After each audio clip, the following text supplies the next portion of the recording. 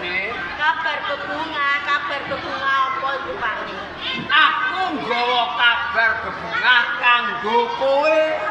Kanggo aku. Kanggo kowe. Kabar apa kok kabar bebunga kanggo aku ki kabar apa? Pirang-pirang puluh taun. Udakara ana 20 taun. Sing kok angen-angen, sing kok arep-arep.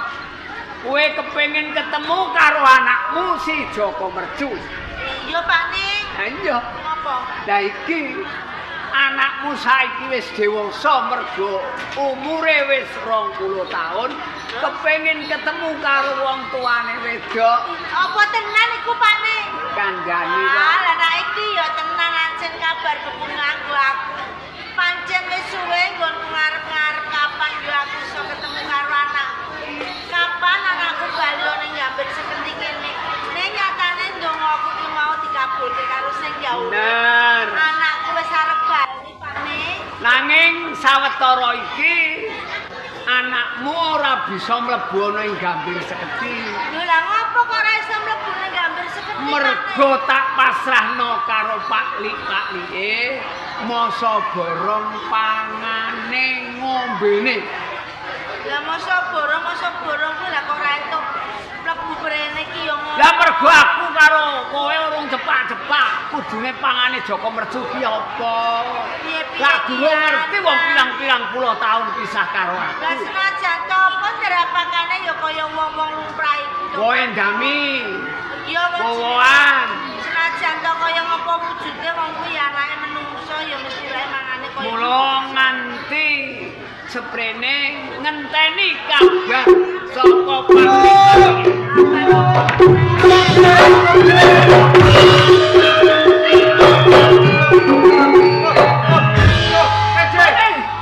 Kenapa, Dik?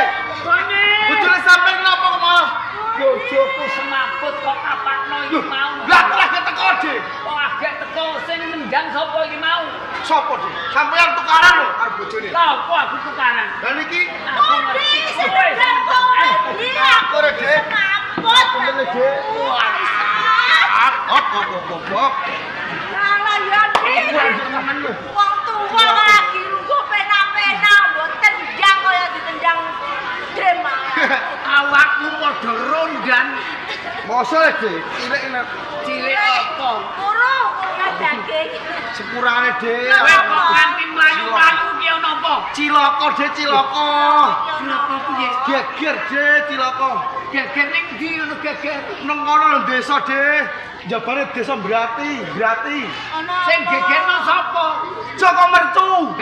Joko Mercu ngamuk, Dik. Joko Mercu tak pasrahno karo kowe.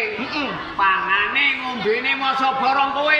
Wis, Lah Dik. kok gawe geger. Ngamuk Joko Mercu ora gelem mangan rambanan, ora gelem ngombe banyu Dik saiki. Anak menungso kok rambanan banyu. Senengane Joko Mercu ya rambanan kok.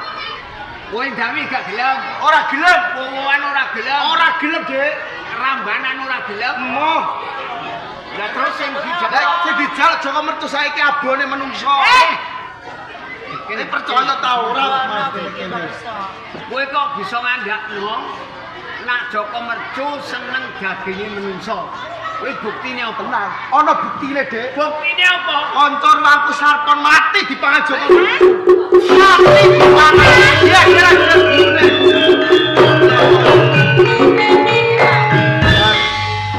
aku piye, Dik? Mbok nih. Tujune urung nganti mlebu ning desa Gambir Seketi ya. Upamane seneng mangan daging menungso. Aja paklike.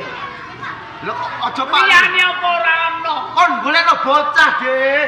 Daging menungso bocah. Sing dikongkon kowe. Dikongkon aku. Kowe ora iso golek. Ora iso golek. Kepeksa mangan karo paklike dhewe. Iya, Lah Dik. saiki nek ono ndi? Saiki Joko Mercu. Aku golek. Iya, Dik.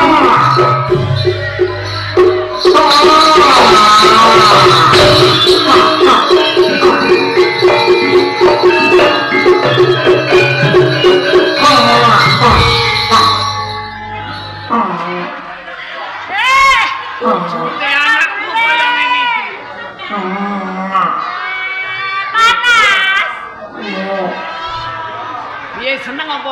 nglakoni anakmu kaya ngono. Ya piye wujude iki jenenge anak ya tetep tak akoni kaya anakku to, Pane. Syukur nak gelem Aku ora ngono. bakal delok. Wis kene ning ajeman kene. Kene Joko mertu. Ora Ini masalah. dijak karo Singgok lan bapak kene.